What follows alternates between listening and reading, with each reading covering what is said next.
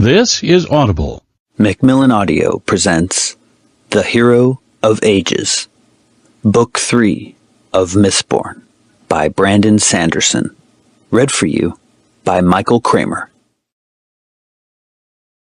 For Jordan Sanderson, who can explain to any who ask what it's like to have a brother who spends most of his time dreaming.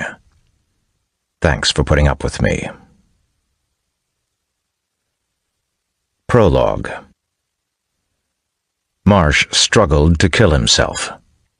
His hand trembled as he tried to summon the strength to make himself reach up and pull the spike free from his back and end his monstrous life. He had given up on trying to break free. 3 years. 3 years as an inquisitor, 3 years imprisoned in his own thoughts. Those years had proven that there was no escape. Even now his mind clouded. And then it took control. The world seemed to vibrate around him. Then suddenly he could see clearly. Why had he struggled? Why had he worried? All was as it should be. He stepped forward. Though he could no longer see as normal men did, after all he had large steel spikes driven point first through his eyes, he could sense the room around him. The spikes protruded from the back of his skull. If he reached up to touch the back of his head, he could feel the sharp points. There was no blood. The spikes gave him power. Everything was outlined in fine blue allomantic lines, highlighting the world.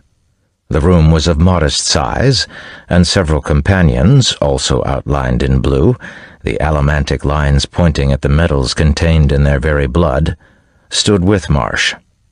Each one had spikes through his eyes. Each one, that is, except for the man tied to the table in front of him. Marsh smiled, taking a spike off of the table beside him, then hefting it. His prisoner wore no gag. That would have stopped the screams. "Please," the prisoner whispered, trembling. Even a terraceman's steward would break down when confronted by his own violent death. The man struggled weakly. He was in a very awkward position, as he had been tied to the table on top of another person.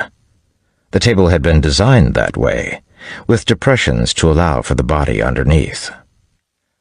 "What is it you want?" the terrace man asked. "I can tell you no more about the Synod."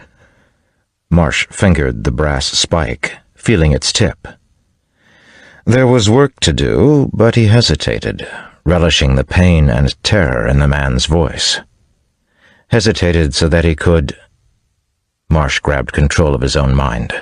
The room's scents lost their sweetness and instead reeked with the stench of blood and death. His joy turned to horror.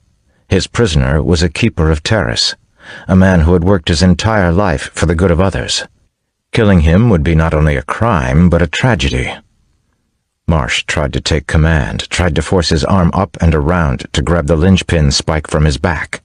Its removal would kill him. Yet it was too strong. The Force. Somehow it had control over Marsh, and it needed him and the other Inquisitors to be its hands. It was free. Marsh could still feel it exulting in that. But something kept it from affecting the world too much by itself. An opposition, a force that lay over the land like a shield. It was not yet complete. It needed more. Something else, something hidden. And Marsh would find that something, bring it to his master. The master that Vin had freed. The entity that had been imprisoned within the Well of Ascension.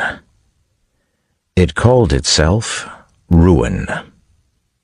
Marsh smiled as his prisoner began to cry. Then he stepped forward, raising the spike in his hand.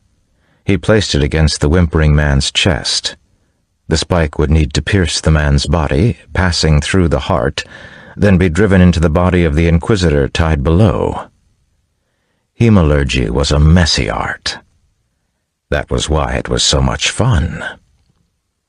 Marsh picked up a mallet and began to pound.